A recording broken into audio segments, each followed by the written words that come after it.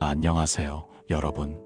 오늘은 감동적이고 놀라운 실제 간증 이야기를 통해 여러분과 함께 하나님의 역사하심을 함께 느끼려 합니다. 여러분 본죽이라고 아시나요? 전국 1,500개가 넘는 매장. 하루에도 수만 명이 찾는 국민 브랜드. 하지만 이 이야기를 아는 사람은 많지 않습니다. 그 초록 간판 뒤에는 3번의 파산이 있었습니다. 신경정신과 철창병동이 있었습니다. 500원 호떡을 팔며 흘린 눈물이 있었습니다. 그리고 무엇보다 모든 것을 잃었을 때도 놓지 않았던 한 가지가 있었습니다. 바로 하나님에 대한 믿음이었습니다.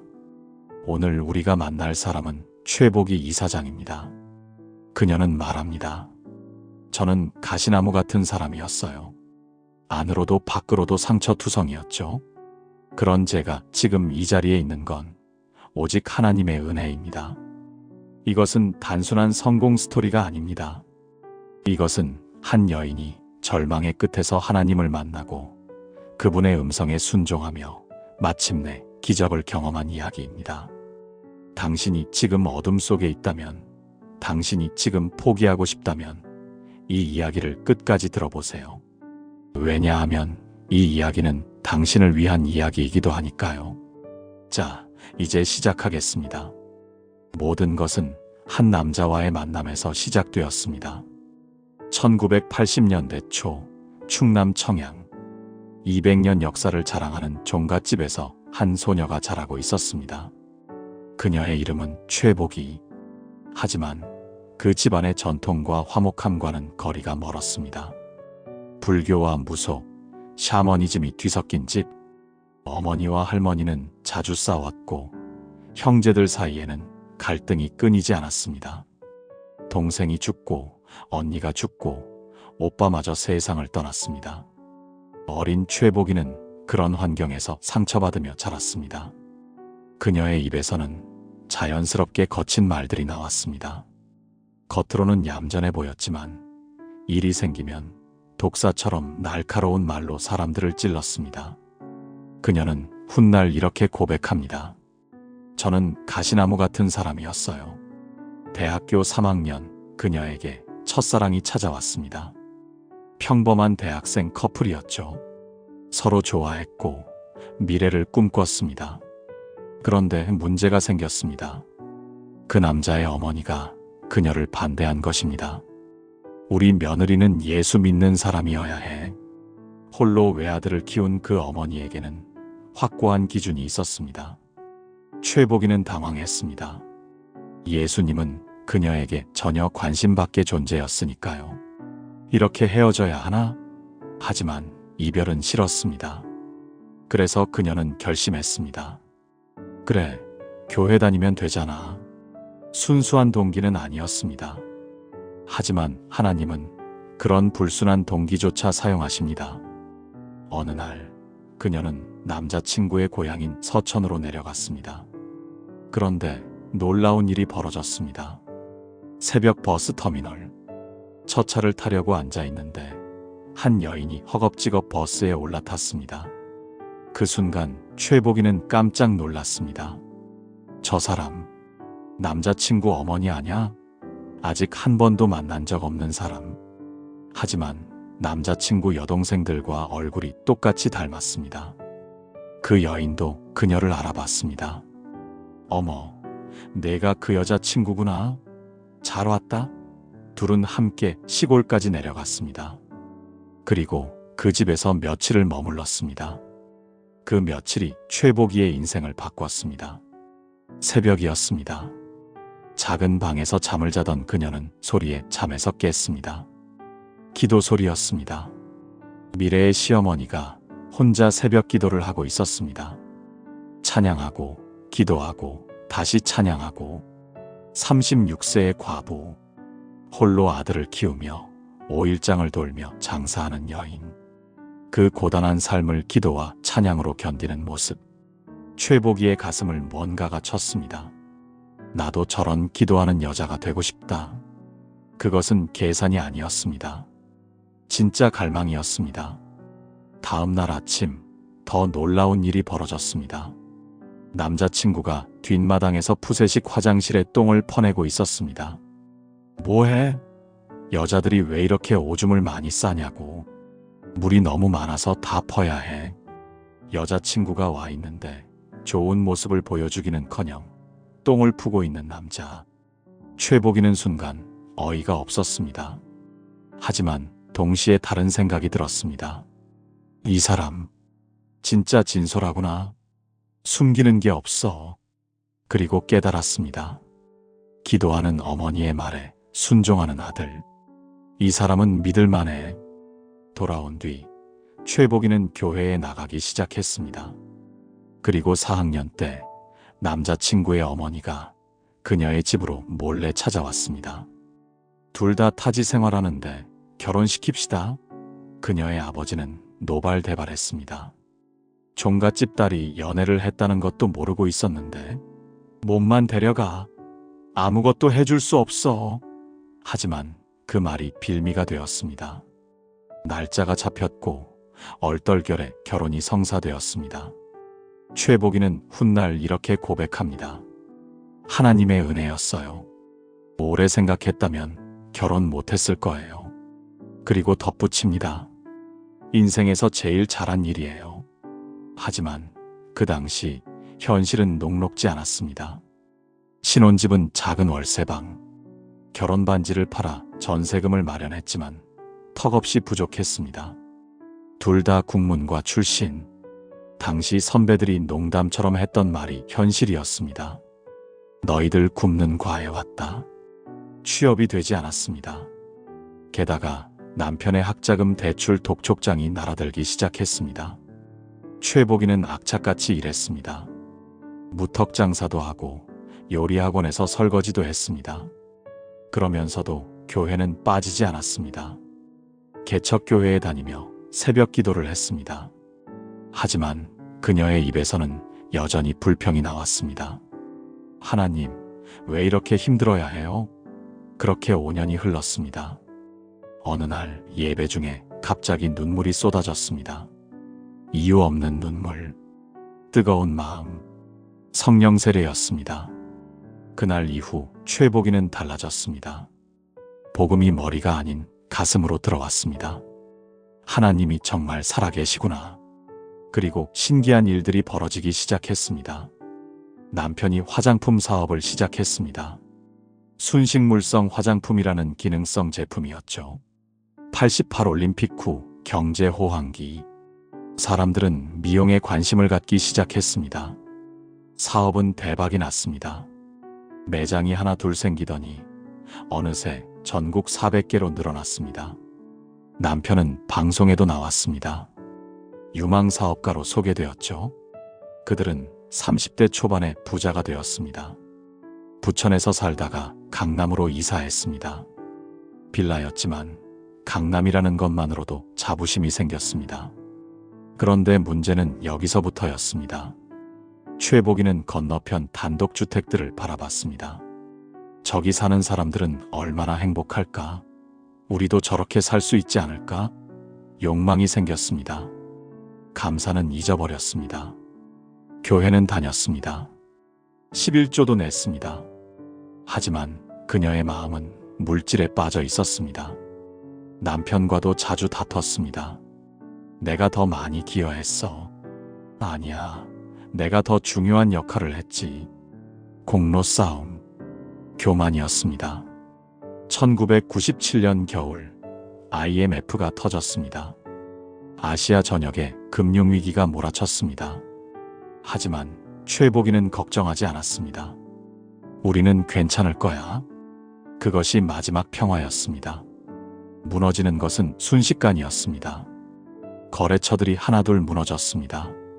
받을 돈은 들어오지 않고 갚을 돈은 독촉이 들어왔습니다. 한 달 후 그들은 파산했습니다. 400개 매장은 날아갔습니다. 집도 차압되었습니다. 통장도 압류되었습니다. 더 끔찍한 것은 연쇄부도였습니다. 그들과 함께 일하던 사람들도 망했습니다. 전화벨이 울렸습니다. 당신들 때문에 우리 가족이 거리로 나앉았어요. 욕설이 쏟아졌습니다. 집 앞에는 빚쟁이들이 몰려들었습니다. 최복이는 새 아이를 안고 벽장에 숨었습니다. 엄마, 무서워. 괜찮아, 괜찮아. 하지만 그녀 자신도 떨고 있었습니다. 밤이 되면 더 끔찍했습니다. 잠을 잘 수 없었습니다. 불면증이 시작되었습니다.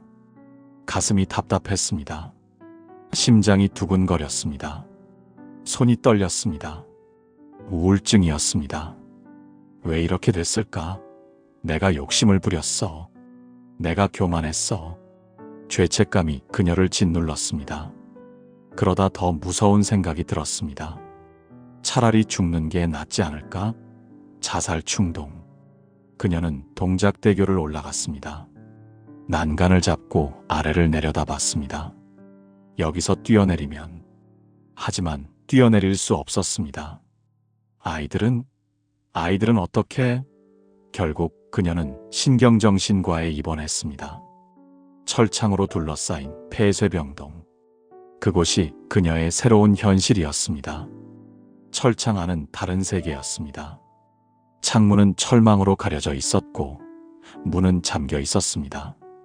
그곳에는 최복이처럼 무너진 사람들이 있었습니다. 어떤 사람은 혼자 중얼거렸고 어떤 사람은 벽을 보며 웃었습니다. 내가 정말 여기 있어야 하나? 하지만 현실을 부정할 수 없었습니다. 약을 먹으면 정신이 멍해졌습니다. 생각이 사라졌습니다. 바보처럼 하루를 보냈습니다. 하지만 약효가 떨어지면 다시 지옥이 시작되었습니다. 두려움, 불안, 죄책감. 다른 환자에게 물었습니다. 여기 언제쯤 나갈 수 있어요? 몰라요. 나도 벌써 3번째예요. 나가도 다시 들어와요.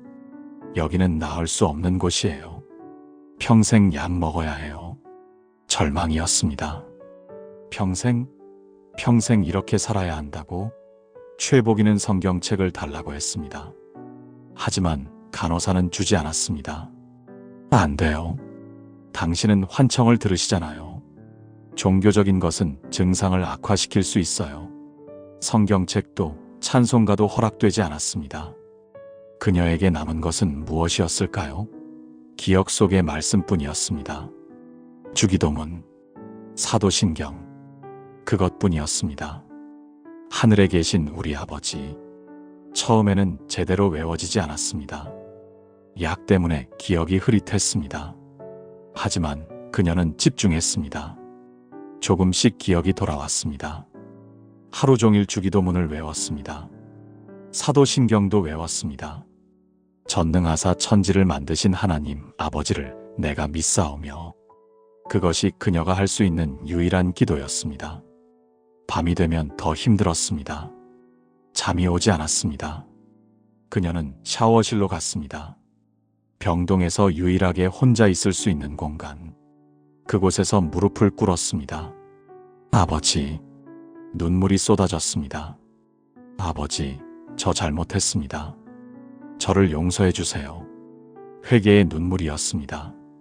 아버지, 저를 여기서 꺼내주세요. 아버지 집에 가서 예배드리고 싶어요. 그녀는 매일 샤워실로 갔습니다. 하루에도 3~4번씩. 간호사들은 이상하게 생각했지만 샤워실이 그녀의 기도실이라는 것을 몰랐습니다. 일주일 후 의사가 말했습니다. 많이 좋아지셨네요. 퇴원 준비하셔도 될 것 같아요. 드디어 철창 밖으로 나올 수 있었습니다. 하지만 그녀를 기다리는 현실은 여전히 지옥이었습니다. 집은 압류 상태, 빚은 산더미, 그리고 사람들의 시선. 저 사람 신경정신과 갔다 왔대. 낙인이 찍혔습니다. 친척도 친구도 멀리했습니다. 물질 파산, 건강 파산, 관계 파산. 모든 것이 무너졌습니다. 그때 시어머니가 서울로 올라왔습니다. 시골에서 하시던 가게를 접고 온 것입니다. 괜찮아, 내가 왔잖아. 시어머니는 세 손자를 돌봤습니다. 그리고 매일 새벽 교회에 나가 기도했습니다. 하나님, 우리 며느리를 고쳐주세요. 그 기도 소리를 들으며 최복이는 생각했습니다. 어머님은 여전히 기도하고 계시네. 옛날 시골집에서 봤던 그 모습 그대로 기도와 찬양으로 고난을 견디는 여인. 그 모습이 그녀에게 다시 힘을 주었습니다. 그래, 나도 다시 일어나야 해. 다시 시작한다는 것은 쉽지 않았습니다. 남편이 말했습니다. 호떡이라도 팔아보자. 500원짜리 길거리 음식. 남편은 숙대 입구역 근처에 작은 포장마차 자리를 얻었습니다. 어느 날 남편이 전화했습니다. 와서 좀 봐. 최복이는 갔습니다. 그리고 남편을 봤습니다. 깔끔한 와이셔츠에 넥타이를 맨 남편이 호떡을 굽고 있었습니다. 예전에는 세단을 타고 다녔습니다. 직원들을 거느렸습니다. 방송에도 나왔습니다. 그런 사람이 지금 길거리에서 500원짜리 호떡을 팔고 있었습니다. 최복이는 차마 다가갈 수 없었습니다. 너무 창피했습니다. 그녀는 돌아섰습니다. 하지만 그날 밤 하나님이 말씀하셨습니다. 너는 잘 나갈 때는 남편이라고 따라다니고 호떡 파는 남편은 창피하냐? 그 음성이 가슴을 찔렀습니다. 다음 날 그녀는 다시 갔습니다. 나도 할게. 같이 하자. 그렇게 호떡 장사를 시작했습니다. 반죽은 그녀가 더 잘했습니다. 둘은 아침부터 저녁까지 호떡을 구웠습니다. 하루 3만 원, 5만 원. 그것이 그들의 수입이었습니다. 그런데 신기한 일이 벌어졌습니다. 호떡이 잘 팔리는 날이 있고 안 팔리는 날이 있었습니다. 날씨와 상관없이. 최복이는 깨달았습니다. 이것도 하나님이 허락하셔야 팔리는구나. 500원짜리 호떡 하나도 하나님의 허락 없이는 팔리지 않는다는 것을. 매일 아침 기도했습니다. 하나님, 오늘도 팔게 해주세요. 그리고 신기하게도 기도한 날은 호떡이 잘 팔렸습니다. 물질의 주인은 하나님이시구나. 호떡 반죽을 할 때 자연스럽게 무릎을 꿇게 됩니다. 그녀는 무릎을 꿇고 반죽하면서 기도했습니다. 하나님, 이 호떡을 사 먹을 사람들을 축복해 주세요. 무릎 기도였습니다. 몇 달 후 교회에서 소식을 들었습니다. 구역장님이 안말기라는 것이었습니다. 예전에 그녀가 힘들 때 많이 도와줬던 분이었죠. 그 순간 강한 감동이 왔습니다. 100만 원을 드려야겠다. 당시 그들이 한 달에 버는 돈이 100만 원도 안 됐습니다. 남편에게 말했습니다. 여보, 구역장님께 100만 원을 드리고 싶어. 지금 우리 형편을 봐. 하루에 5만 원 팔아서 사는데. 그래도 나중에 후회할 것 같아. 그래, 그럼 모아보자. 둘은 악착같이 돈을 모았습니다. 한 달 후 100만 원을 모았습니다. 병원에 갔습니다. 구역장님은 병상에 누워 계셨습니다. 구역장님, 이거 받아주세요. 구역장님은 눈물을 흘렸습니다. 고마워요. 정말 고마워요. 그날 이후 신기한 일이 벌어졌습니다. 호떡이 더 잘 팔리기 시작했습니다. 하루에 10만 원, 15만 원씩. 하나님이 갚아주고 계시는구나. 호떡 장사를 하다가 요리학원으로 옮겼습니다. 남편 친구의 식당 컨설팅 회사였죠. 그곳에서 설거지를 하면서 요리사들이 일하는 것을 봤습니다. 대량 조리, 재료 다루는 법, 레시피 표준화, 모든 것이 눈에 들어왔습니다. 어느 날 요리학원 한쪽에 전단지가 놓여 있었습니다. 하나님은 사랑이십니다. 하나님은 당신을 사랑합니다. 눈물이 쏟아졌습니다. 하나님이 나를 사랑하신다고? 전단지 아래 전화번호로 전화를 걸었습니다. 조용기 목사님의 10분 설교였습니다. 고난은 우리를 연단하기 위한 하나님의 사랑입니다. 그날 이후 매일 그 전화를 걸었습니다. 말씀이 그녀의 마음에 스며들었습니다. 아, 내 안에 하나님 말씀이 없었구나. 그래서 결심했습니다. 말씀을 외우기로. 시편 119편을 펼쳤습니다. 복 있는 사람은 여호와의 율법을 즐거워하여 한 절씩 외우기 시작했습니다. 공책에 적었습니다. 매일 아침 2시간씩 말씀을 외우고 적었습니다. 한 달, 두 달, 석 달. 그녀의 입에서 말씀이 흘러나오기 시작했습니다. 예전에는 불평과 원망이 나왔던 입에서 이제는 감사와 찬양이 나왔습니다. 하나님 감사합니다. 그녀의 입술이 바뀌고 있었습니다. 그리고 하나님이 말씀하셨습니다. 말이 내 귀에 들린 내가 시행하리니. 아, 내 말이 씨앗이 되는구나. 그녀는 더욱 조심했습니다. 감사의 말, 축복의 말, 생명의 말만 하려고 노력했습니다. 그것이 그녀를 바꾸기 시작했습니다. 요리학원에서 해고당한 날, 남편과 상의했습니다. 이제 우리도 뭔가 제대로 해보자. 남편이 말했습니다. 죽은 어때? 아무도 안 하고 있어. 죽? 나도 인생이 죽수는데. 하지만 유명한 죽집들을 돌아다녔습니다. 여의도의 한 죽집에서 양복 입은 남자가 죽을 먹고 있었습니다. 그 순간 최복이의 눈이 번쩍 떴습니다. 죽도 고급 음식이 될 수 있겠구나. 여보, 이거 할만해. 죽을 고급화하면 되겠어. 집에서 실험을 시작했습니다. 전복죽, 호박죽, 야채죽, 버섯죽.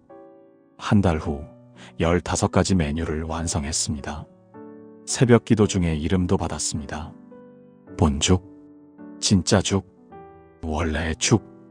대학로 근처 2층 외진 곳에 작은 가게를 열었습니다.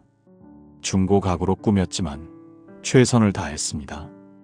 처음에는 손님이 없었습니다. 전단지를 돌리며 버텼습니다. 조금씩 손님이 오기 시작했습니다. 주로 다이어트 여성들이었죠. 분위기 좋은데? 와, 양도 많네. 이게 무슨 맛이야? 엄청 맛있는데? 재구매가 시작되었습니다. 입소문이 났습니다. 대학로에 맛있는 죽집 생겼대. 손님이 늘어났습니다. 하지만 새로운 문제가 생겼습니다. 주문이 한꺼번에 몰리면 최복이가 감당할 수 없었습니다. 15가지 메뉴를 모두 다르게 만들어야 했는데 손님들이 모두 다른 걸 시켰습니다. 주방이 마비되었습니다. 어떤 손님은 30분을 기다렸습니다. 어떤 손님은 화를 내고 나갔습니다. 최복이는 매일 밤 혼자 남아서 연습했습니다. 만약 이 주문이 들어오면 이걸 먼저 하고 그 다음에 저걸. 시뮬레이션을 했습니다. 몸으로 익히고 손으로 익혔습니다. 한 달, 두 달, 석 달, 6개월 후 그녀는 죽달인이 되어 있었습니다. 이제는 주문 10개가 동시에 들어와도 소화할 수 있었습니다. 그리고 드디어 그날이 왔습니다. 계단까지 줄이 서기 시작했습니다. 본죽 드시려면 30분 기다리셔야 해요. 괜찮아요. 기다릴게요. 본죽은 대박이 났습니다. 하루 100그릇 목표를 달성했습니다. 여보, 오늘 100그릇 팔았어. 둘은 껴안고 울었습니다. 하나님 감사합니다. 그리고 더 놀라운 일이 일어났습니다. 방송국에서 연락이 왔습니다. 본죽에 대해 취재하고 싶습니다. 방송 후 본죽은 전국적으로 유명해졌습니다. 가맹 문의가 쏟아졌습니다. 저도 본죽하고 싶은데요. 프랜차이즈가 시작되었습니다. 10개, 20개, 50개, 100개. 순식간에 매장이 늘어났습니다. 그들은 다시 부자가 되었습니다. 하지만 이번에는 달랐습니다. 교만하지 않았습니다. 이건 우리가 한 게 아니야. 하나님이 하신 거야. 매출의 일부를 선교에 썼습니다. 구제에 썼습니다. 하지만 시련은 또 찾아왔습니다. 어느 날 한 매장에서 문제가 터졌습니다. 손님이 안 가져간 죽을 다시 데워 판매했다는 제보였습니다. 게다가 중국산 김치를 한국산으로 속였다는 의혹도 있었습니다. 방송국이 달려들었습니다. 쓰레기죽 1시간짜리 고발 프로그램이 방영되었습니다. 전국의 본죽 매장이 타격을 받았습니다. 1,500개 가맹점주들이 아우성쳤습니다. 최복이는 골방에 들어가 기도했습니다. 하나님, 저를 죽이시려면 죽이시고 사장님들을 살려주세요. 그분들은 다 생계형입니다. 회개했습니다.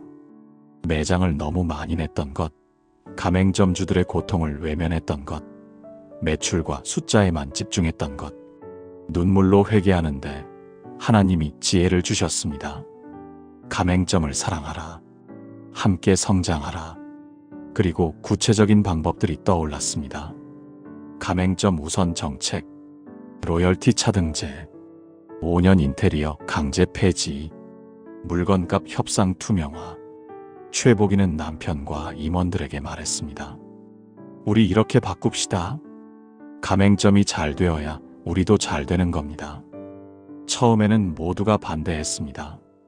본사 수익이 줄어들 것이 뻔했으니까요. 하지만 남편이 결단했습니다. 하나님 뜻이 맞는 것 같아. 하자. 개혁이 시작되었습니다. 본사 모라는 가맹점 사장님 모임도 만들었습니다.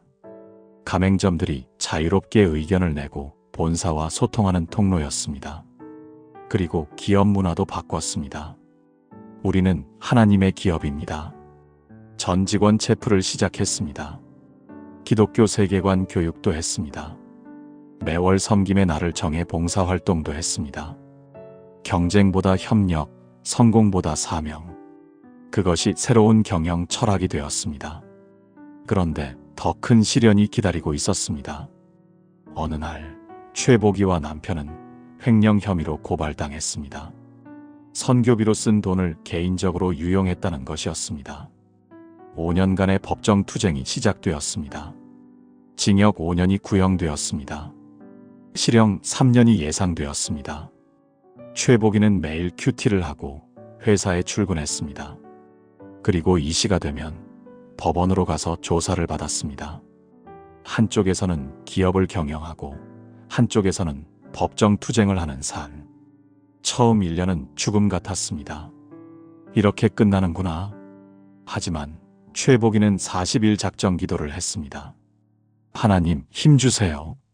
그리고 말씀을 받았습니다. 두려워하지 말라. 놀라지 말라. 내가 너와 함께 하느니라.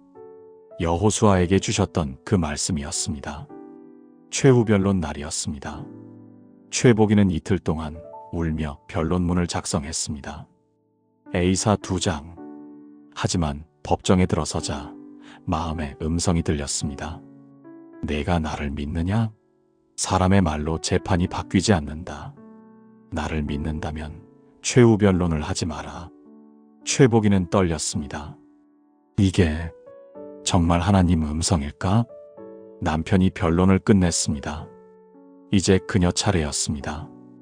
판사가 말했습니다. 피고인, 최후 변론 하시겠습니까? 최복이의 손이 움직였습니다. 남편 것으로 대신하겠습니다.